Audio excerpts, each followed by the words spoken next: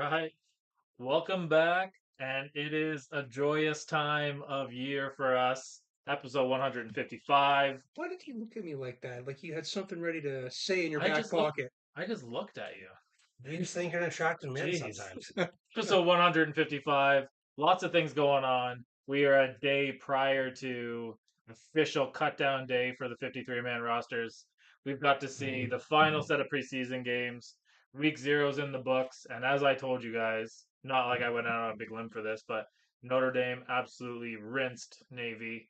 Wasn't even a contest. Kind of embarrassing. Interested to see how that all plays out and how they do as things move forward. But um, lots of breakdown from week zero. There's a few games that we're keeping our eye on for week one. But we'll move right in.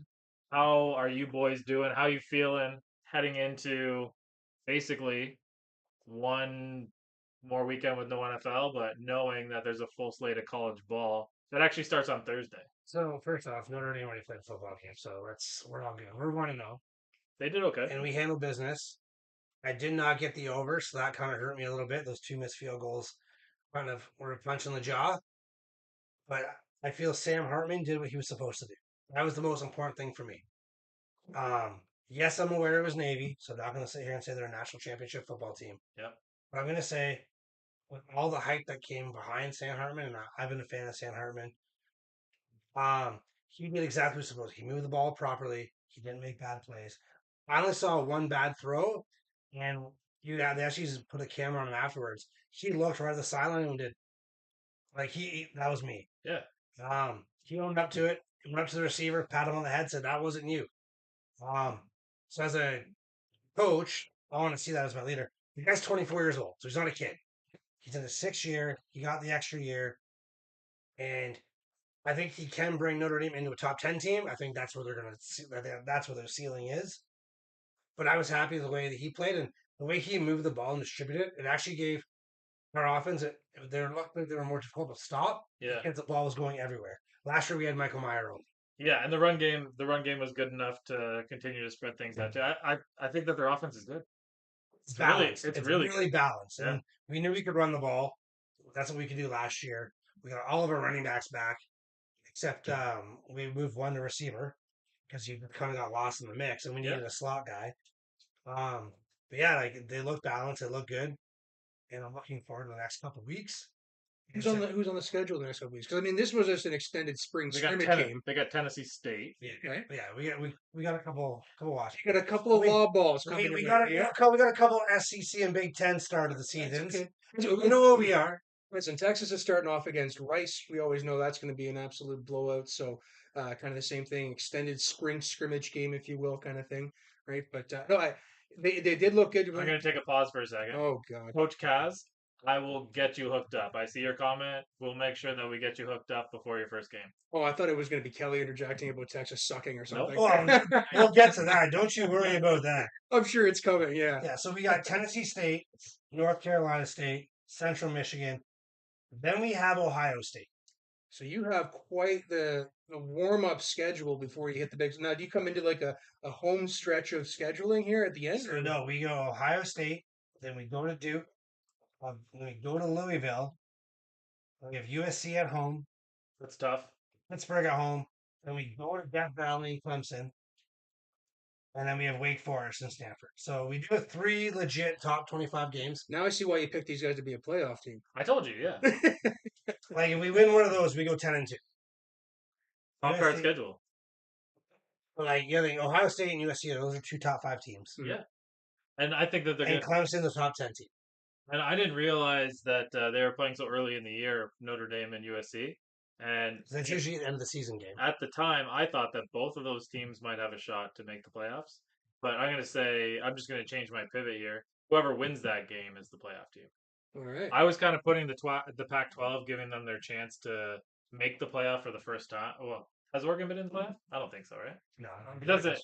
As far as I know, nobody from the Pac-12 has made the actual official playoffs. But Kelly thinks that Notre Dame has a tough schedule. Well, that's just because she's used to seeing Oklahoma's schedule. Yeah, she's on the Big 12 schedule. Yeah. Um, But yeah, we don't want to dive too far into that because we actually do have a little bit of college football to talk about later in the show.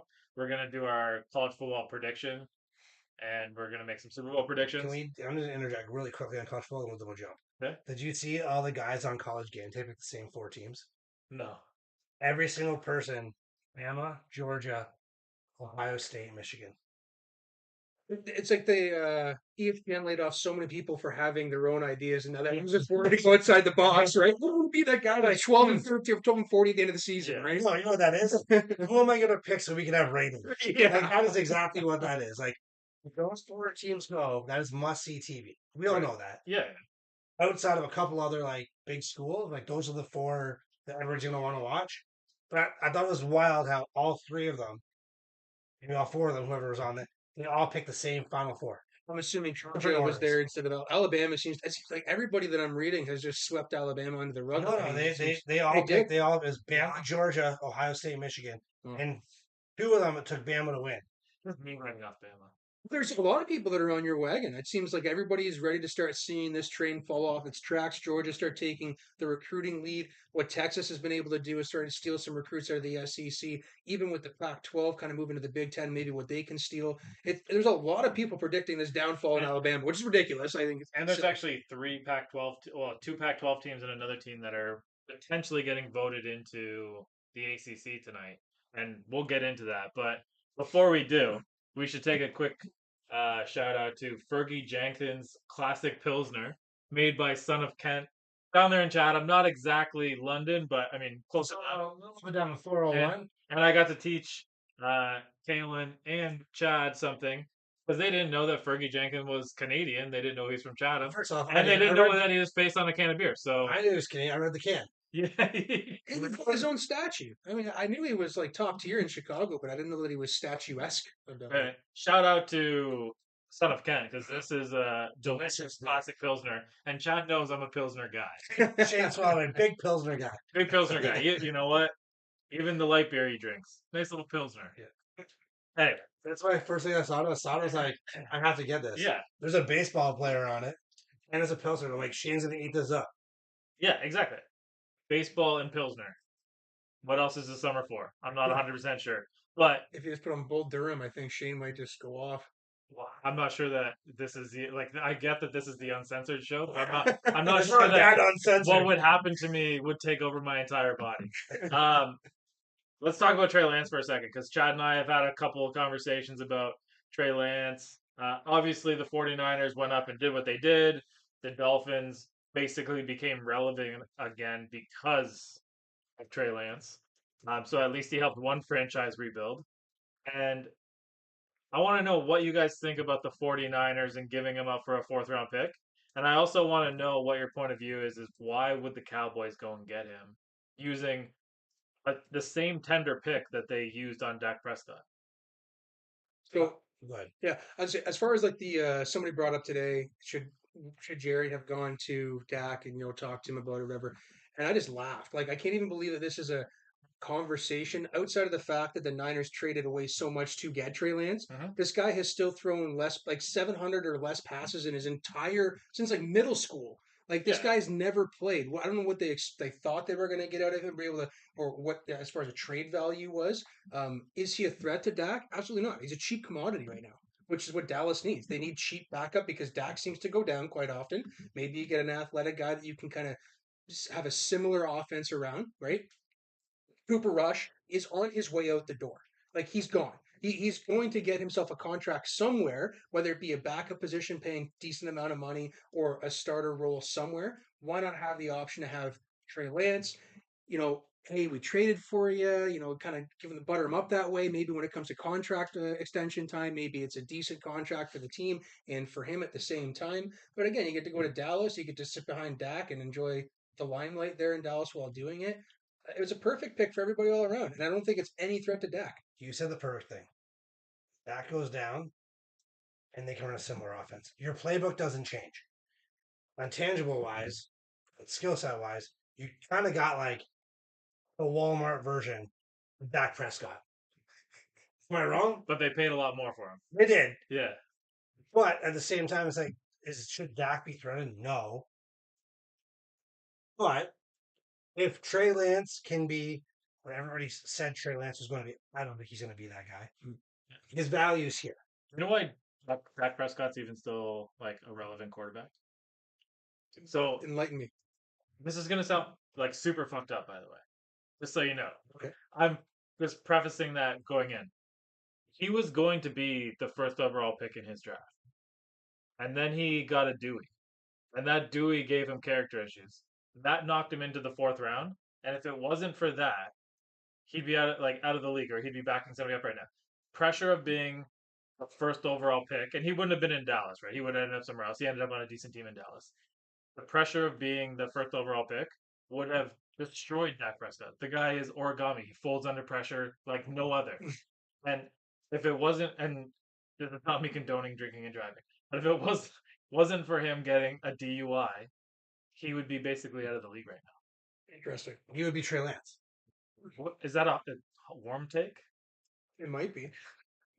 But yeah, no, I just think like And as far as the tendering thing, like that's just here's like I don't think that anybody was going to be able to go when you tender that quarterback. It was like you knew that nobody was going to go after him. Nobody was going to sign him for the deal that he thought he was going to get. You kind of knew that you had him just for negotiation rights, right? But then I look at it, and it's like Malik Willis was drafted in the third or the fourth round. I can't remember. So third round. So like you look at quarterback, athletic quarterbacks don't typically make it past the third round anyway. They're going to be viewed as project quarterbacks, and giving up a fourth for an athletic project quarterback who's at least got a few years in the learning system of the and the NFL. only is just they have 2 years as a like they can have as a sample size in their system to see if he's the right fit.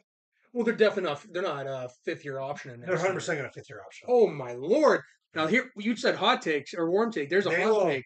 They will 100% 5th-year option. I You think, don't trade him not to. Why would you bring him in for 1 year? I think You're that paying him $6 million this year to be your QB3. yeah, but they've got You some. are 100% 5th-year optioning him. I don't think they're bought in on Dak. I mean, they already paid the tab. Yeah. Like, I don't know when his guaranteed money's going to run He out. still has 3 years before he's cuttable. Really, like really in reality. Well, I guess I shouldn't say that because we saw what they did with Stafford. We've seen Yeah. what they did with Matt Ryan. But like If they see something in Trey and they pick up that option, they have that option if they want to. Mhm. And if they see something, Dak becomes very tradable very fast because his salary isn't that actual high for starting quarterback. Well, I will say Yeah. that Dak, the comments that Jerry made, where he insinuated that he wanted to move up to get, or he wanted to draft Jalen Hurts, should he have had fallen to them, right? Like, I don't understand. Jerry's been bad for some really bad sound bites this offseason. One of the other ones like a week ago, right, about Yeah. the speeding thing. I think this guy, someone's got to force this man to sell his team at this point because, like, it just you have a quarterback you've paid money to, right? And making those insinuating comments that you would have drafted Jalen Hurts while you've still got this quarterback who you've paid a lot of money to, while trading for another quarterback at the same time. Like, this is in the same conference you're talking, or in the same press conference talking about the trade for Trey Lance that you insinuated you wanted Jalen Hurts. It's an ugly look for the franchise to be doing that when your star quarterback is still under contract that you put him on a deal for the next 2 to 3 years before he can really get out from underneath him, right? I honestly just think that at the end of the day, they see something with Trey Lance. I don't know what it is because I've never been high on Trey Lance. We've had this conversation numerous times. I told Shane the other day we had to go back. We had a video that we made like before we even like. Did you find it? I gotta go back and find it still. It's one of our first YouTube videos. So we broke down the quarterbacks of that draft. And I know for a fact, I ripped Trey Lance. I said, you can't take him. He didn't play football for a year, and he played against no competition. All you saw was ceiling. Mhm. And I get that. Like, that's literally, when you draft anybody, you're just seeing ceiling. I believe the answer to Joseph's question is Drew Bledsoe. Exactly. Who is Drew Bledsoe? The last quarterback that went to the Dallas Cowboys to die. Wow. But I think Dak could get traded if they see something in Trey. I'm not saying it's going to happen. Like, that's the only reason he's there. It's an insurance policy. They're going to pick up that option because they want to know who they have. Right. Like, I could see him playing next year in the preseason, all 3 games. They want to know what's up. Yeah, I agree. I think that if you went out there and a fourth round pick might not seem valuable, but if you spend a fourth round pick on somebody in the draft, you expect that person to be a starter by year three, right? Correct. Maybe even year two, depending on like where you fall. You can't give up that kind of capital. And like, shout out to the 49ers for getting a fourth round pick back from him because I'm not sure if anybody would have. I, you know what? We're not in the room, so we don't know how many suitors were out there. But if a fourth round pick from Dallas was the best offer you got, I think you robbed him. I will say under that like this whole situation, I did love what Dallas did with Wilbur. They let him play the full preseason game to get tape, Yeah, so he could end up somewhere else. I mean the CFL like that, That's or where he's gonna. one of these spring leagues like that. Ultimately, like Will Greer's not an NFL quarterback right now. He could be, but He he's doesn't even not. book, right? Philadelphia did the same thing in Yeah, book. it's like, what can we like? Can we chop him, or can we put him in a situation where like maybe he can succeed? Yeah, Where he's at now, he's out of the league in 3 days. It's kind of one of those deals. So I was really happy they did that because yeah, Cooper Rush is still there. You brought in a quarterback, and they gave Will Greer the opportunity to make a name for himself yeah. to play somewhere. Okay, I mean the guy has some good college tape. He just needs to translate that to the NFL. And the unfortunate part of some of the college offenses, and I think that they've been tweaked a little bit in the last couple of years, is they don't. Oh, they're not always conducive to jumping into like an actual pro style offense. And I think that was your concern. You know, if we're not going to go back into like the Notre Dame rabbit hole, but that was part of your concern with Sam Hartman, right? It was Yeah. he's running that like you basically start sprinting with the running back Yeah. and then you give him the ball, or just trucking it downfield. He didn't look uncomfortable in the offense No. one bit. And like that guy just proved he's not. I mean, I don't think Sam Hartman's a first round pick They in were the saying NFL. he was. I don't personally feel that he is. I think he will end up on an NFL roster. Yeah, I mean, second or third round, I'll buy. He has to play absolutely lights out Yeah, and be probably top three quarterback in the NCAA. yeah. Because we already know Caleb's going number one, whether people like it or not. I'm not a huge fan of him. I think he's a loser. But it is what it is. Um, I want Drake Mayo. So you're just conceding that the Bucks are getting first overall pick. No, we're getting the seventh pick. We're gonna win because Baker's gonna go out there and be an asshole and wins 5 games. Baker's not going to win a game for it. He's not gonna lose more than 13 games. They got some okay Yeah. receivers. I mean, yeah. I mean, I'm definitely not a Buck supporter. Uh, as you know, I'm a season ticket holder for the Bucks, but we have sold 5 of the 8 games already. So I mean, I'm not losing any sleep over it. Uh, but I mean, we're talking about first round picks. So why don't we talk about all the first round picks that we got on our side with all these sponsors that keep rolling in to help us out? Because without our sponsors, who would we be, boys? Tony Romo, Yeah. just a loser. Or yeah, Aaron Rodgers just lost his sponsorship too. Maybe we should talk to Allstate. Um, anyway, any surprise to you that all three first round quarterbacks are getting the week one nod? No.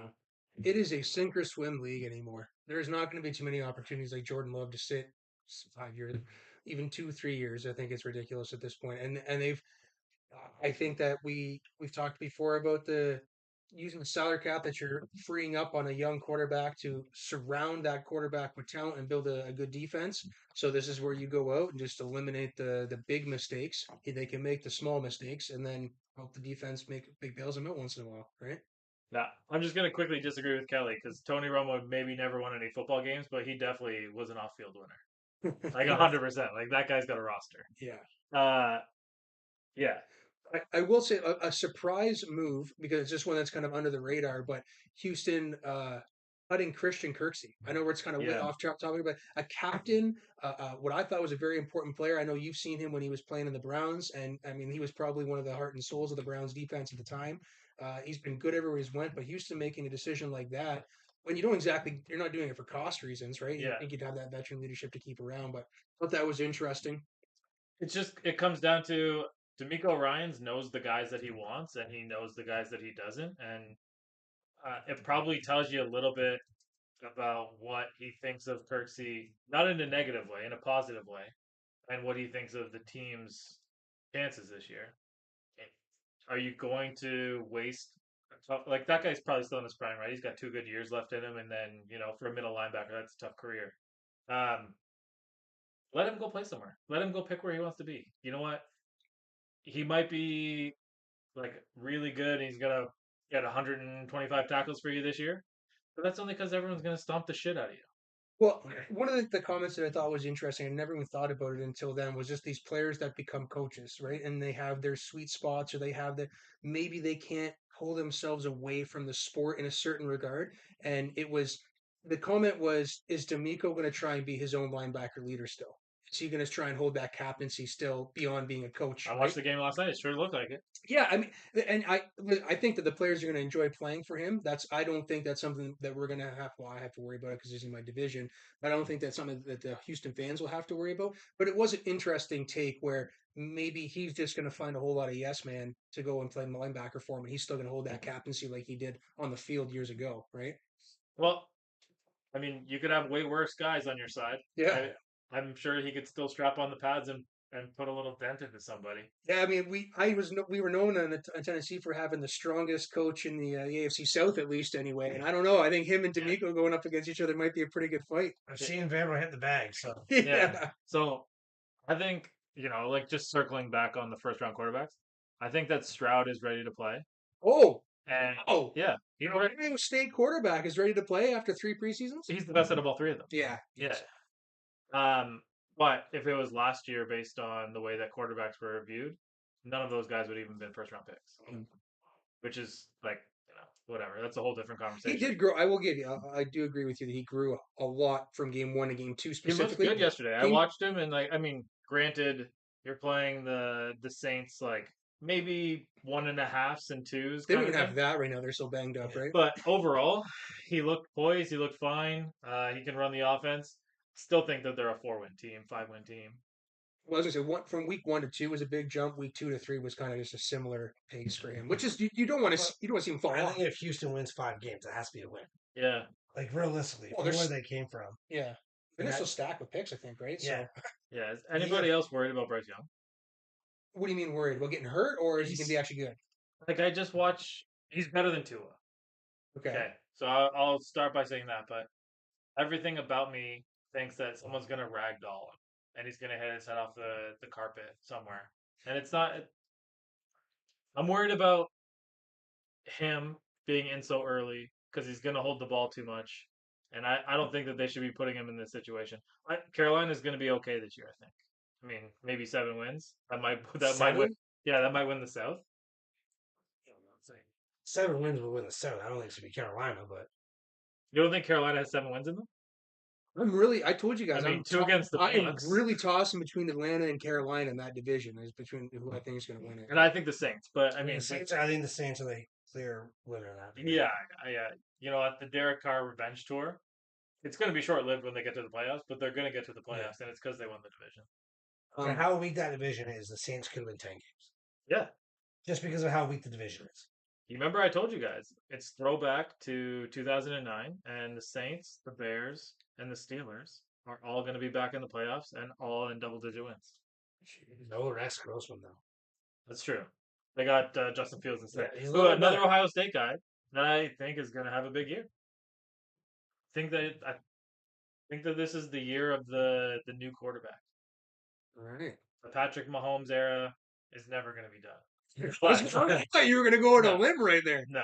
Wow. But the guys that people are getting used to seeing now are the Justin Herberts, who we dropped a stat last week that he's the only quarterback other than Peyton Manning that have had multiple seasons to start their career of over 4,000 yards and 25 touchdown passes. He's at 4. Peyton Manning did it for 10.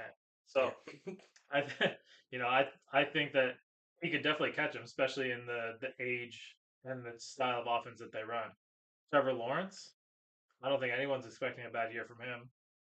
For some reason, Except for everyone's Kayla thinks he's going to be the worst quarterback that ever. That's not what I said. everybody's all over Brock Purdy, and I don't get it.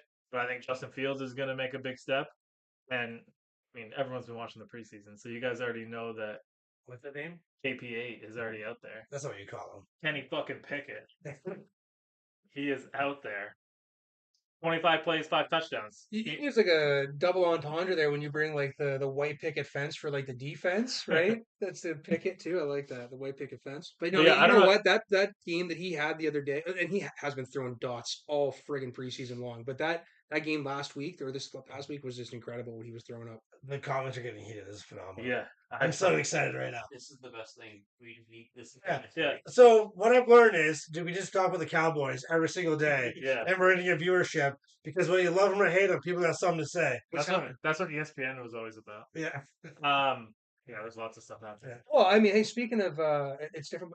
I know a little off topic, but do you guys see Skip Bayless's new show go off the other day? That guy's still allowed on TV. So he partnered up with Richard Sherman is now on his show now instead of Shannon Sharp, right? I heard Michael Irvin was on it. Too. Irvin and Keyshawn Johnson were on it, and oh my, Skip didn't even get a chance to talk, guys. It wasn't even the Skip Bayless show. It was just Michael Irvin and Richard Sherman yelling at each other. Now That's how I feel when you guys start talking about the AFC. well, Like some do this here, like sweet, I'll be over here. Anybody in the comments want to talk to Chad? so as a football coach, they brought up an Instagram. This was the big argument they got into, but catching the ball. How do you teach the wide receiver to catch the ball outside with the hands or into the body? You'd think out with the hands. That's what I always thought, right? So Michael Irvin said, you got to teach these guys to catch it with the body. And Richard Sherman said, that's the worst advice I've ever heard. 100%. And then he went on. That's when, Irvin stood up and said, I won championships at every level. And who are you to talk to me like that? It was pretty funny nonetheless. I just thought it was something that I'd bring up because if you guys hadn't seen it, please go and check it out. It's hilarious. No doubt, yeah. Yeah. That's definitely worth watching. I don't want to call this breaking news, but there's a story developing. Oh, no. It's not news. Jonathan Taylor's connected to the Denver Broncos, and they're trying to work out some kind of compensation right now. So, first of all, overall reaction to that, as somebody that got to pick him in the 4th round of my fantasy league yesterday, because everyone just let him fall because he's on PUP, and they were worried about wasting a pick on him. So my running backs are Jonathan Taylor and Derrick Henry. But so I did okay. Okay. Backups Aaron Jones and Isaiah Pacheco. So Okay. I got CMC and Pacheco. there you go. Thoughts on it? So if they land him, first, this guy hasn't done anything all offseason because he's been injured, right? So Coach Kaz says that you catch with your hands, It's confirmed. and he's our coach, so we're in. So he hasn't done anything all preseason and all training, like even early on in the OTAs because he's been injured this whole time. So he's not up to physical shape we probably expect, right?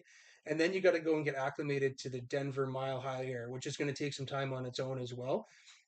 So he's on the PUP. He's playing week 6. That's all I'm hearing right now. Well, there's that, and then but now does it make I think sense? he's going to get activated. Well, does it make sense for Denver? Denver Jerry Judy's gone for multiple weeks now with a hamstring issue, and you guys know I've said this before. I made fun of Julio's hamstrings. Then he came to our team, and the same friggin' thing happened. When a wide receiver gets a hamstring injury early on in the season, it doesn't go away. Like they just don't recover unless they sit for that 8-10 week period, and they're not going to do that. So you got Jerry Judy that went down. Their other wide receiver, I think he blew something out in his knee early in training camp or something like that as well. So Tim Patrick. yeah, so you're down your top receivers again. We saw what their offense looked like last year when they didn't have their wide receivers, right? So what do? You got to lean on the running game, which is what Russell Wilson loves to do, that play action, deep shot here and there, right? That's what I was thinking too, yeah. Jonathan Taylor can definitely be part of that, but he also brings the pass receiving element to the game for sure. Nope. So does it make sense? Absolutely. Nope, not at all. Jeez, John. Hey, Just a disaster. I don't have the same reach as Gore did earlier, all I right? get it. So yeah, it does. It makes sense. Totally makes sense. Also on the Indianapolis Colts side, it makes sense because on the outside looking in, I'm still looking at a team that did not improve very much, in my opinion, in the offseason in Denver. Like they're not a team that's going to suddenly jump Fergie Jenkins. 3 of the other other teams in their division, let alone like 2 of them to get into even second place and kind of screw up the draft pick that they're going to be probably trading away, right? So I think it's a win-win for both teams in that regard. But I'm surprised they're keeping him in the AFC. I really am. I thought they would send him to we talked about this last week, a really crappy NFC team if they even gave the option to call. But like, what is that value of running back though? It's like Jonathan Taylor, in theory, is a top running back in this league. He didn't play last year. Didn't play very great. He's 1 year removed from being the leading rusher in the league, and there's zero market for him. Well, yeah. Well, It's like someone knows they're going to have to pay him. Kelly just told us that they have over 100 people in Oklahoma watching right now. So shout out to Oklahoma. all right. But what the reports are coming out right now is that on top of the Denver being involved, the other team that's involved, because I didn't even know there was teams, but what has been totally reported up until now is that he's going to get a fair market value, which I think at this point we've kind of decided is 12 million. Which is, Chad, what's your favorite word on the show? Oh fuck, for sure. There you go. One There you shot. go. There's Let's your go. first shot. but yeah, I think that what I was saying there. $12 fucking million. Yeah, $12 million. Right. That's probably That's the second shot. that's the market value, right, for the running backs. If we see 1 the year, two, 12 million is what they're. Barkley, Josh Jacobs got it, and that's the franchise 1 year agreement. But I think that's probably what the going number is going to be for the next little while. But I think like you're Jonathan Taylor. You're out there. You're seeking the trade yourself. Yeah. Seeking the trade yourself has to be aligned with getting an actual extension. Like I'm not. Yeah. But what Josh Jacobs got and what the Raiders did for him, I think is, dare I say, nice. It's It's a not Band-Aid. business like. It's nice that they did that. Yeah. But if you're looking for the to give up some significant compensation, because obviously something big is going back the other way, and I would imagine it's probably Williams going back the other way because the Colts can't not have a running back. And I mean, hopefully Zach Moss's family isn't in the bar in Oklahoma right now, but I don't think he's not going to hack it with a rookie quarterback. So you're looking for significant competition going back. I think that there's an extension tied to this, and if he goes to the Broncos, don't be shocked if he signs like a 4 or 5 year deal with them. Wherever he goes, he's only one extension. It's that simple. Yeah, I can't see him getting traded and taking the Saquon and Josh Jacobs deal. no, I agree. Like betting on yourself is one thing, but you can't bet on yourself in a position where you're so easy to get injured. Yeah. You bet on yourself as a quarterback. You bet on yourself as a receiver. If you're getting thumped and having people roll up on you the whole time, like centers don't bet on themselves because they can't. They know what the lifespan is. They know what the life cycle looks like. Can't think of a time that Denver re-signed or got a second-year contract or second contract running back and it panned out. Like I'm thinking back, No it's like one no does Sean this. Moreno, no good. Travis Henry, way back in the day, no good, right? But like no one's signing right Getting now. a guy. So you're saying a guy second, like coming into a second contract? Coming into a second, Okay, either signing for So- a big deal or trading for him. I just can't think of somebody that Denver has done. Not that many teams have done No, it, but like I think of the ones that Denver has more often signed a free agent running back and it's gone south for Like- them than it has just drafting and developing. Look at They're Zeke. great for running backs out of their own stables. Yeah. Yeah, look at Zeke. Look at Le'Veon Bell. Yeah. No one's making that mistake ever again. You know who? Unless it's for Derrick Henry. You know who is like donating as much money to science as he possibly can? Le'Veon Bell, because he wants a time machine invented Oh, so badly. Yeah. The Steelers offered him $17.5 million. He's been on his apology tour for about 60 days now. Yeah, I think it was. I think it worked out. Whatever the and no, like it was just under $100 million when the whole contract was going to be told. He's like, no, I'm a 20 million guy. No, now you're box. You know, like, you're like I think you're fighting Liam on November 8th at RBC Place. He's doing charity boxing events himself, yeah. Yeah, but I don't know. The Denver thing makes sense, and it kind of leads me to my next question because I had some teams written down because we're getting into like the fun period where every fan base thinks they have a shot. Like look at Joseph today. Like he's so excited about Cowboys football. Why? He won't be in October. You can't get But like your right own now, he's division. feeling pretty good about it. You won't get it.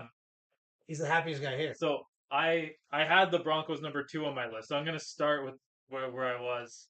What are the realistic expectation of the Jets? Like, what do we expect from the Jets? Just because, yes, they went and got Aaron Rodgers. Yes, they went and got. Are we talking ceiling or are we talking like what we actually realistic where it's going to be? I mean, have they unseated the Bills? Question 1. No.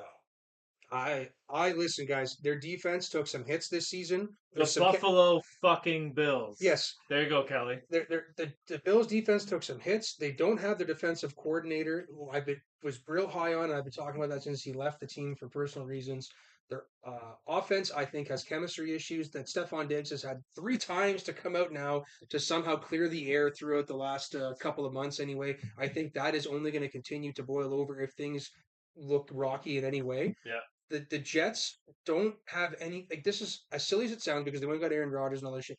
With him giving up the money back to the team and then not being cash strapped now to go and get this quarterback they went for and who wants to be there, they don't have anything to prove. They're just out there to have fun again, right? Now, as silly as this sounds, because he's only a 700-yard receiver the last couple of years, but Corey Davis retiring for them is going to be huge in their run game. That guy was one of the better run blocking wide receivers in the NFL. And if you look at any big run that Brees Hall had last year before he went down, Corey Davis was right there pushing the cornerback or the safety down the field too. So Yeah, Coach Kaz actually made a good point. As we said earlier when we were doing the Rogers show, he's very excited because tomorrow, for the first time in 5 years, he gets to be a football coach again. Shout out to Big Cat. Go ahead. no, yeah. So as far as what is expectations, like have they unseated the Bills? I think they're right there. We just have to watch them play. Like I'm not going into this saying that they're totally going to unseat them. I think it's a very even matchup till we see them on the field. But I'm not ready to say the Now, Bills are the crown right now yet either. what Aaron Rodgers are we getting? That's literally what this whole thing comes down to. If we're getting MVP Aaron Rodgers, they're winning 13 games. Yeah. 12 games, 13 games. If we're getting Aaron Rodgers of last year, I don't know, 9 wins tops. Well, Think so, eh? I don't know, that defense alone can win them 5 games. Like that defense is very, very good. That secondary, So was Green Bay's defense last year. So yeah. I took a flyer on Aaron Rodgers in my fantasy draft, not because I think that he is going to win the MVP this year, but he's reunited with Nathaniel Hackett, Mhm. and would outside of Devonte Adams, obviously he played a lot of years with Devonte Adams. It's probably the best receiver he's had. Yeah, like Garrett Wilson is has to Other be. 17. Yeah, has to be. Yeah. And he could be successful with him. They do have other guys around there. You know, Alan Lazard went with him. Randall Cobb went with him. Dalvin Cook is there. I don't know, man. I'm not. By no means am I saying that they're a perfect team, but is it going to surprise you at the end of December, beginning of January, if they have 11 wins and take the East? No, that's what I'm saying. I think they're right there with the. I'm not in remotely even worried about the Patriots in that division. I think the Dolphins are a rough hamstring injury away in tough October weather in Miami from going down a few games themselves. But the Jets, I think, nothing to prove, just having fun. That's all it is for them, and I think they can really push the envelope in that division. And they got hard knocks, and do you like?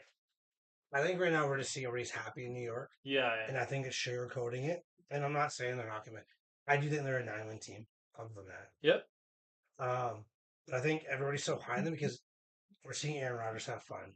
We're seeing the hard knocks. Everybody's joking around. We're seeing Robert Sala, who I am a big fan of. You think this is the Cleveland Brown effect? I think this is raw here, but you're still the fucking Jets. Yikes! Wow, It's that Yeah. simple. that's yeah. That's Chad is tough. throwing uppercuts here. One thing I am excited for, well, if it happens, I'm on the optimistic side. They're going to do well, but if their offense chugs, how many weeks go by of a good offense before we get one of those famous Aaron Rodgers sound bites talking about Nathan Hackett running a good and efficient offense in the NFL? Hmm. Right, like he's already made his one-off, sound bite, keep my coach's name out of your mouth, kind of thing. But he's salivating for the point that he gets to that 2-to-1 touchdown, a 3-to-1 touchdown interception ratio where he can say that these plays are drawn up by Nathan, right? And my boy. Easy transition. Now we're talking Green Bay Packers Mhm. because they have a very, very young receiving core. They added a new guy. They have young tight end. The offensive line can block. They got two. I don't know. I would say two top 15 running backs on their team. Jordan Love has looked like pretty good in the practices and the games that he's been a part of. Can the defense hold up? And so they're done. They can't get past. You're writing them off. They can't get past Minnesota first and foremost. Okay. Like the knocking mill doesn't matter what they do. They You like quadruple- Kirk Cousins' mustache. I just like Justin Jefferson, and I know this man's about to get paid, but like they can't get past quadrupling covering Justin Jefferson. They still can't do it. It doesn't matter. And I know you guys aren't high on them. I am totally bought into Dan Campbell. Everything that guy brings to that team, those guys are willing to run through a friggin' wall for him. It doesn't always get the results that you're looking for, which is a win at the end of the day. Which you is talking how about- the NFL works, though, right? Well, you're right, but We're I not think, going to participation ribbons and, well, you tried hard. but Wins get you somewhere. And should the Lions win that division? On paper, yes. what I think is that you've seen a team that's gotten close enough as many times as they have that they know, I think, what was needed to get to that next stage, right? Like now, that being said, does the team make the playoffs and make noise in the playoffs? I think that they would be a lot like my New Jersey Devils. They get to the playoffs and probably get smacked because they haven't got a friggin' clue what it's going to be like to get there, right? But it's a totally different game Also, when you get there. like their quarterback is Jared Goff. Yeah. Well, hey, listen, he did something he played very well enough to get to the Super Bowl over in LA, right? And And the it- defense in LA. Chad They Cook- have defense in They, Detroit. Hey, they play, it's fucking preseason. They don't have a defense in Detroit yet. Well, they do. They have good corners. They got a good pass Yeah. rush. Hutchinson is really another really good. shot. But no, they actually have a NFC caliber offense is definitely up in the top 4 to 5 teams. I would say, Defense is, and that's NFC only. All right. You know, We're gonna do about 5 more minutes in the NFL, and we're gonna pivot to college because I know our friends in Oklahoma are. But the unfortunate, I didn't write down who Oklahoma is playing because I don't think they have. I'm sure I can find it But- on Google. Yeah, but other team that was on my list because I think the Bears are going to win that division, but that's a whole different conversation that we can continue to have throughout the year. Expectations of the New England Patriots. none. I have none. Like we come Does back. Bill Belichick get fired after this year, or does he retire? They're not because they're not scumbags. They're going to let him resign, or I still don't even think that if they had a poor season this year that it would happen. They may. I think the pressure would start to get there. But like we said a few weeks ago, this is a team that has prided themselves on having that 7 or 8 DB secondary that rotates all the time. They blitz from their safeties. They blitz from the corners all the time. Can you tell me anybody in their secondary right now? Can we just come out and say it was Tom Brady, not Bill Belichick? I think I think that's pretty fair. Like, there's- I'm not being like, I think Bill Belichick's a great coach, and I'm not saying he's not, but I don't know if he deserves the podium that we put him on now. okay. Well, here's the thing that we look at with that is that since COVID knocked out half of their defense that was good. The year that they would have come back and had a good year, I think, with Tom not being there, most of their starters were gone. They took the year off, right? Then they come back a year later and they had a couple guys that retired 'cause they're at that age now. But again, their defense was a no-name defense. They put nothing into that, thinking that they could just be Bill Belichick and Matt Patricia. And that's all what I'm over saying. again. Like, I think he believes his own hype now. I honestly, like, for the longest time, I've always said Belichick's the best coach of all time. I don't know if he really is now. Maybe it was the Tom Brady effect and not the fucking Bill Belichick effect. Yeah, imagine how many Super Bowls Mike Tomlin would have if he had Tom Brady. Well, one of the Like, Graves is a phenomenal coach. As much as we rip on you, Graves is a great coach. I'm not going to say he's better than Bill Belichick, but like, if he had Tom Brady, how good would that Tennessee team have been all those years? yeah No. Yeah. Temple, Houston, Tulane, Texas. Oof. Yeah. All right. Let's take a second here, and it's time. And I didn't tell you guys, so you're not prepared. Let's make some Super Bowl Love predictions. when he does this. Yeah. Well, of course. Yeah. You know I'm going to do it. Super Bowl predictions. If you can't come up with one now, we can pivot to college football and we can make the predictions at the end. Mhm. But full spoiler alert: you also need to pick a college football playoff by the end of the show too. So Good God. both of them are underway. It's time to dig in. Put up or shut up. I'm looking right at you. Oh, Yeah, who's I'm done? Tennessee playing in the Super Bowl? Shut. I'm looking right at you. No, I think it's oh man. Well, I think Eagles is coming out of the NFC. Okay, I think we could have an Eagles, and I'm still high on the Vikings. Going to be high on the Vikings. they can't play in the Super Bowl. Why not? No, in the NFC. Okay, I think that's who's going to be. And I fucking say the Detroit Lions after your fucking spiel on I that. do have a I side. said they were going to make Look, noise in the playoffs. I did throw a little sprinkle on the Lions to win the Super Bowl because there was really good odds on it. This was back like in end of February. Like, Hearing plus, this? plus The Lions! 50,000 or what? Folks, Hey, it was worth a little sprinkle. if you ever wonder when you're going to see now Super Bowl predictions for the Detroit Lions, right? Oh, I'm not gonna pick them, but that's just what's up. So in the AFC, oh man, I think the Bengals. I think that's just the smartest pick right now. So you're going Eagles Bengals. Yeah, Okay. yeah.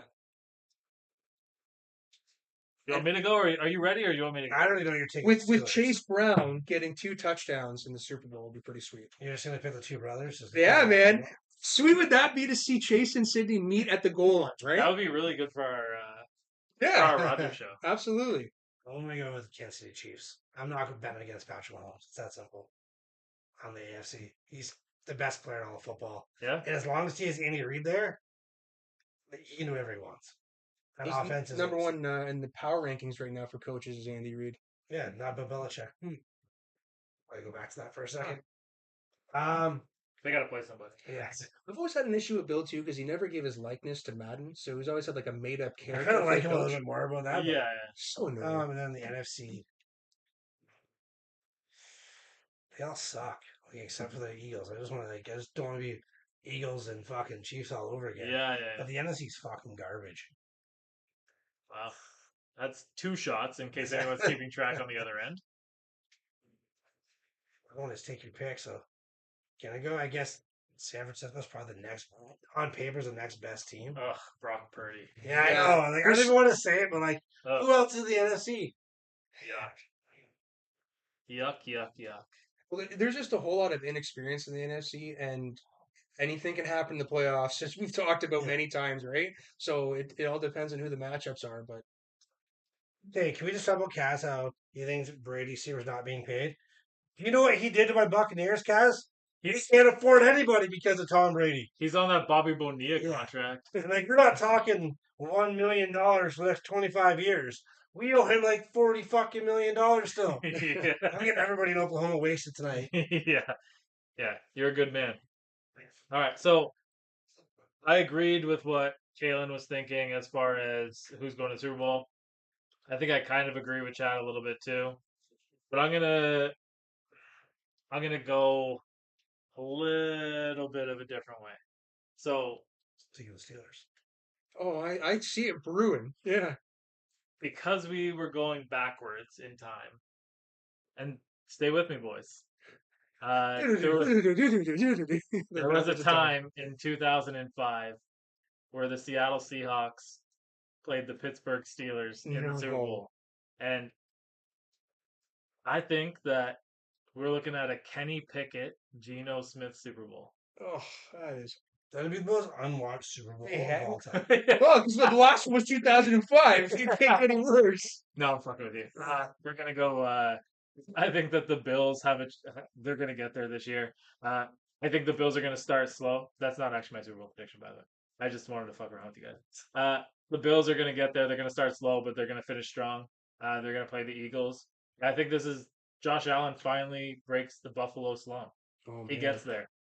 He gets the Madden cover and the Super Bowl all in one year. Yeah, eh? I think it's time. I think it's time that Buffalo gets themselves a Super Bowl. I think it'd be good. There's lots of Bills fans in our area. They deserve it. Um, I do think that there's a chance that the Bills play the Steelers in the AFC Championship game, and that I'm sitting in Orchard Park. But that You won there once, and it did not end well for you. I've been there a few times, but yeah, they were scumbags. And it doesn't end well, regardless if the Steelers are playing or not. It's just All right. drinks are cheap. The Steel. I remember back when that because you brought it up in 2005. They wore all their whites. I haven't paid attention. Is that still a tradition with Pittsburgh? If they get to pick the color, they choose white because of that one year they What? had that big stretch where they won every year on the road, every game on the road. Do they still just do that now? When they win. Yeah. Yeah. The year that they lost to Green Bay, they had the blacks on. So they better wear the whites this year then. I guess. Well, I mean, they don't always get to pick, right? Like it's not For the home team, right? Yeah. So, yeah, I think that we're in for an amazing season as football fans. I think that I personally on the set here feel like I have the most optimism to root for on my team, and then Kalen, and then there's 50 feet of shit, and then there's Chad. Thanks, Chad.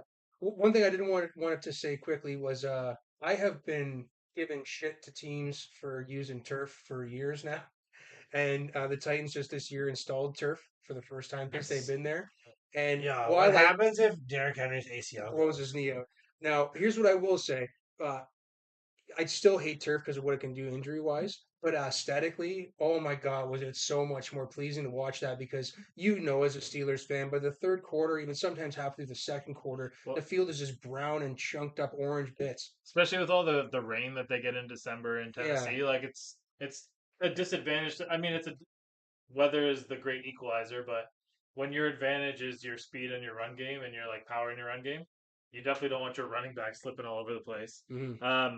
But we're gonna pivot to college football for a second, and there's a vote happening probably as we're talking here about the ACC adopting Stanford, Cal, and SMU, which basically is putting the ACC as they're still the fourth ranked conference, but they're trying to pivot themselves to still be part of the Big Four. I think the You're putting them Pac-12. above what are you putting them above? Or below, sorry. I'll see SEC and Big Ten. Cool. Yeah, Call the fucking Big 18 at this point. I'm still gonna say the Big 12 is better than The ACC? Yeah, Florida State, Miami, North Carolina. Florida Clemson. State hasn't been good in 10 years, but they're supposed to be good This year, yeah, they're They're They're making supposed to noise. be. Yeah, Um, Miami, you know, they've been around, but like they've always flopped. Clemson has been one of the strongest teams in the decade.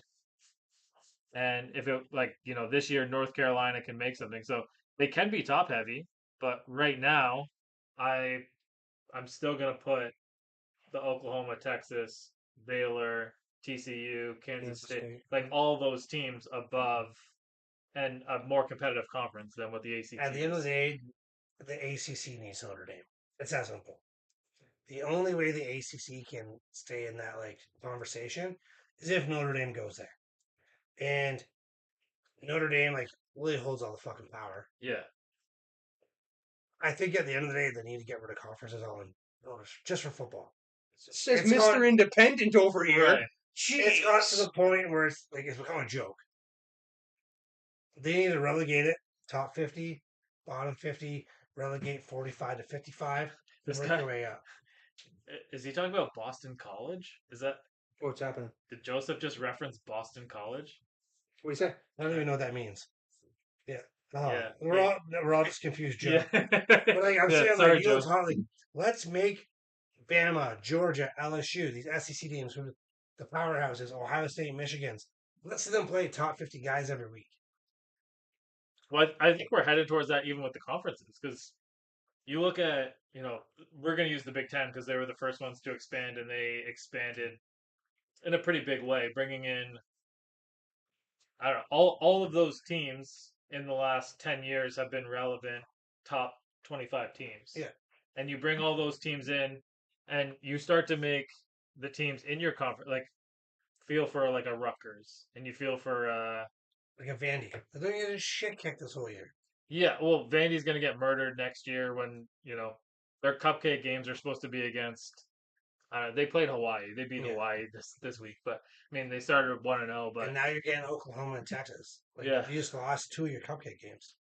so I wonder at what point they're going to start eliminating the like all the way across the board. You have to play more conference games and eliminate some of these like bullshit games. But I would say next year, heading into the year, another hot take: the Big Ten is stronger than the SEC. How would you eliminating those games? One I just thought was there. What if you only counted games against winning teams that finish a season with winning records? Any game that you play, like Rice, for example, it's going to finish, 2-13 or whatever, Yeah. right? Hmm. That doesn't count. But if you play a team that finishes 9-7, then that counts. Like, this is why, like, right now, like, teams try to front load their schedule. If you're going to lose in college football, you have to lose early.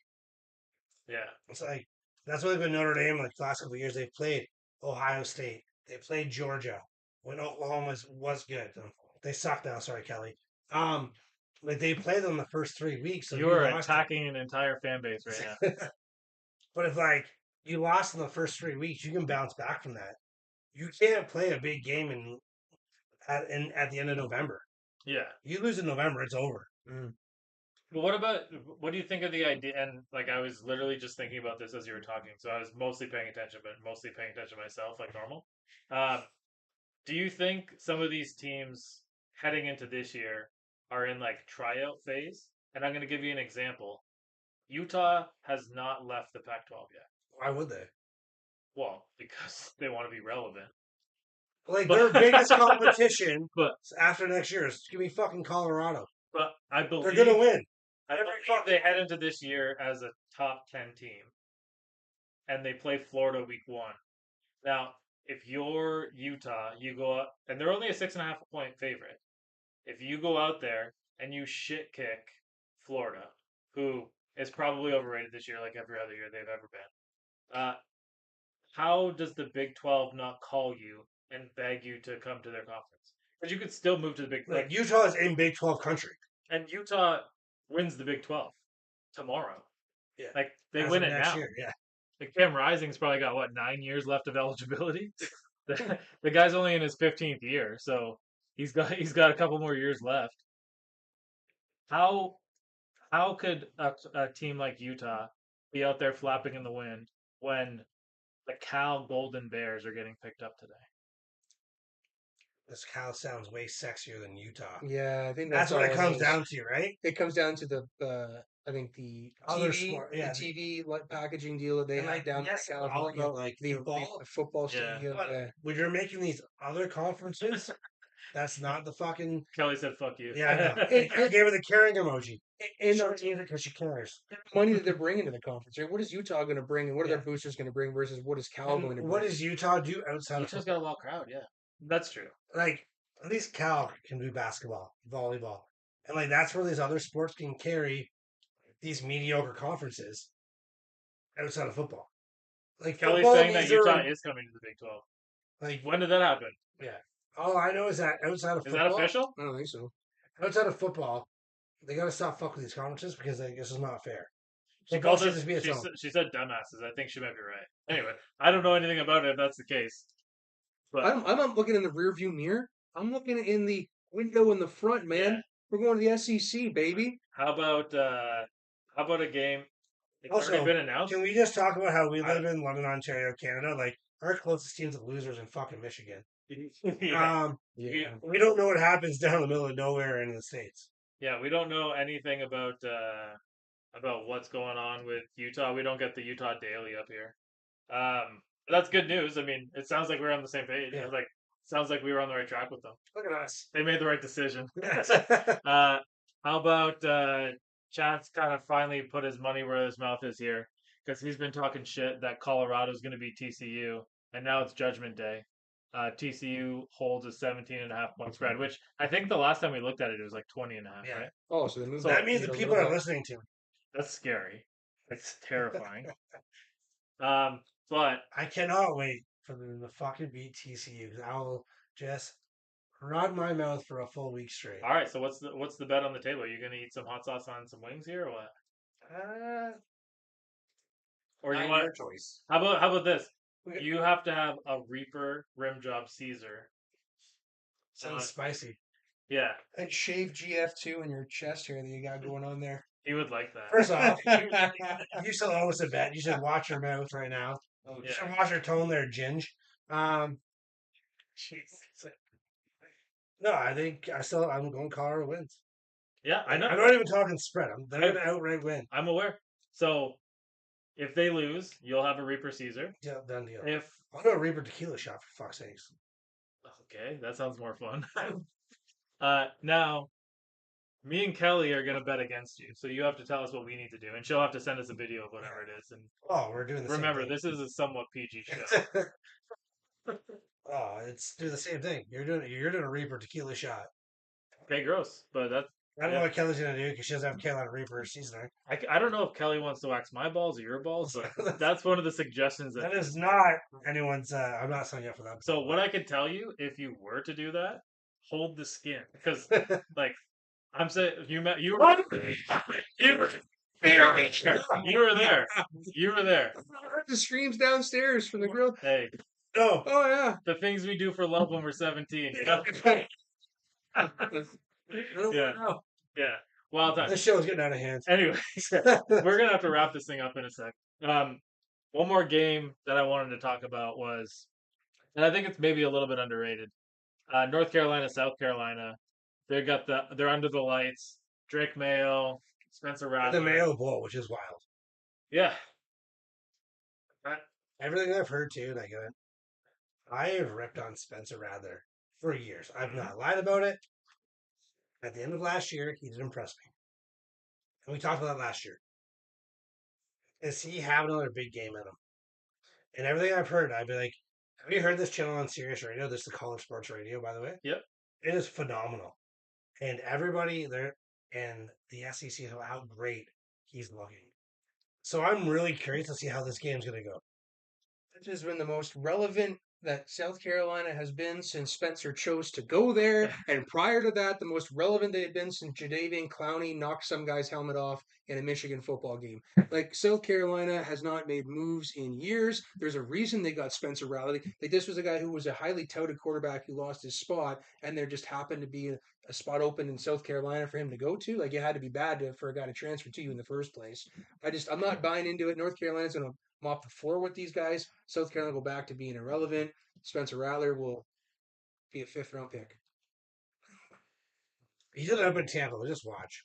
Yeah, hey, I know that's it's gonna be gonna happen. lovely. Yeah. It's gonna be the worst fucking day Yeah. for me. One thing that I want to point out about college football that I kind of like, you gotta love the suspense and the suspense behind not knowing who a starting quarterback is until literally they run on the field. So for me, Michigan State guy, you know that Peyton Thorne transferred out to Auburn. There's been a competition in camp. They have been so close to the vest with this, and their Mel Tucker's job is on the line here. So if he doesn't pick the right quarterback and they fall underneath, they're going to be in big trouble. That's relevant to the people around here. Go green, go white. But let's pick some college football playoffs and let's get out of here. Oh, God. I can go first because I'm ready. Go ahead. So I'm going Georgia, Ohio State, Notre Dame, LSU. Really, eh? I was not going Notre Dame. I appreciate that though, but we're gonna Yeah. get fucking slapped. Oh yeah, yeah, yeah, yeah, yeah. We're just a top 4 team, and Yeah. we're a top 10 team. Is what we are. Can't believe I'm gonna fucking say this. I was gonna say Georgia and Bama. I think they're both there. Yeah, those. Okay, so before you go for any further, I'm picking those two as well. But go on. I was really on the fence of how I was gonna do this, but I can't see 3 SEC teams getting in. SECs. Because LSU, I'm very high on as well. Yep. Can't do it though. This guy's gonna get the biggest fucking boners ever had in his life. I'm actually gonna say Texas. Woof. I think they're gonna walk through the Big 12 because the conference is absolute dog shit, and they could have an undefeated record. Wow, you Or are a not one-loss you are record. not playing to the crowd one No, part. not at all. I'm just out here to start shit, Just an absolute heel. and I think it's gonna be Ohio State. I think it's gonna be 2 SEC teams, Texas and Ohio State. Yeah. I am not bought into Ohio State with that quarterback that they've had there for. I'm just not. He's not C.J. Stroud, and I don't think that he's enough. That's going to be what Ohio State has needed their quarterback to be for the last few years to win some games. So I'm going to stick with Alabama, stick with Georgia, uh, Utah. I actually do think that Utah. Cam Rising. Yeah, Utah is going to make some noise. Apparently, they just announced he's going to the Big 12. Big 12. Reading about it, it's like we're here for a good time, not a long time. They basically said we're just here I have a for tattoo that says that. until the Jesus. You know it.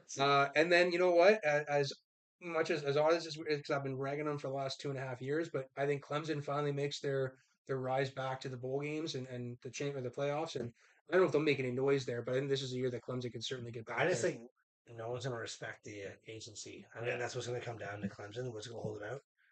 Yeah, no, I agree. And like Clemson has to run the table to get in. Well, A one-loss Texas team could get in, I- but I don't think a one-loss Clemson team can. And yeah, because their schedule is too weak. Like they need because they can't have They're in the a loss. Notre Dame situation. Yeah, they can't have a loss against a weak team, and they can't have a loss against a good team either. And see, they do have. You're right. They do have a weaker schedule. They still play Florida State this year, like of course, because conference, right? Like that's big for them. Miami, they still got to play for us this conference as well, but they play Notre Dame late in the season too. So this is the thing I found out about the schedule. With Notre Dame, we have talked about that schedule always looks so horrible on paper Yeah. when the season starts. It actually doesn't matter when I play you. So like let's say when I play Notre Dame play Texas and you're ranked, I'm the fucking ranked right now. Top 7 or 8 probably. Not in that high. No, I think they're top 15. Yeah. Okay, but you're top 15, and you're ranked 15th. If Kelly's you, calling Washington, by the way. and all I'm gonna say is, when I play you at 15, if for some reason you fall out of the top 25, that 15 ranking means nothing on my schedule. That's the issue with it. 11. So, but you were talking about it was the games at the end of the year and how big they are, Yeah. right? So their games at the end of the year are against South Carolina. You guys just mentioned them. North Carolina, Notre Dame, Stanford, which is not noise anymore, but it's still a team that's certainly well known in their division Yeah, conference, right? As long as you slap them, like, it matters. You just to win like that, with style points. that's what it comes down. So Kelly's saying Bama, Ohio State, Notre Dame, Washington. No, USC is going to win the Pac-12. Yeah. Wow, Galen thinks Utah's going to win. So It's a, I Well, actually they're had the Big you. 12. They're not Pac-12 anymore. No, they are in the Big 12 next year. next year. Oh, okay. So I had USC in the playoff until I found out that they had to play you guys so early, and then I understand what you just said, but I think a loss to you guys early they can't recover from. They're just like they're not. Like that Notre Dame USC game actually weighs so much on how the season could play out for two teams' playoff chances. Yeah, Because like I think Notre Dame can go 10-1, but I think USC has to run the table because of who they are. Like the Pac-12 yeah, has no love. Yeah, Utah's good, and they're gonna win the championship in your conference. But a Pac-12 championship with a one-loss team, you're probably not getting in. yeah, exactly. And you know what? I guess there's a saying called "That's why they play the games," Yeah. and we are going to get to see as the fall and winter unfold just whose predictions are right. Odds are none of our predictions are right, and we'll just be talking about it for the next 6-7 months. But we are going to sign off here. Remember, we have no show next week because we have a holiday, and we will catch back up on the first weekend and second weekend in September, whatever it is. We'll post it out. But I think it's the Monday after week. September 11th. Yeah, okay, the Monday after week 1. We will get that done, and we will see everybody there. And everybody have a safe finish to the summer. And And Fergie Jenkins. yeah, enjoy a Fernie Jenkins Classic Pilsner. Go Ferg Because I know yourself. we are going to. Yeah, Hey, go Ferg yourself. they're Fergalicious.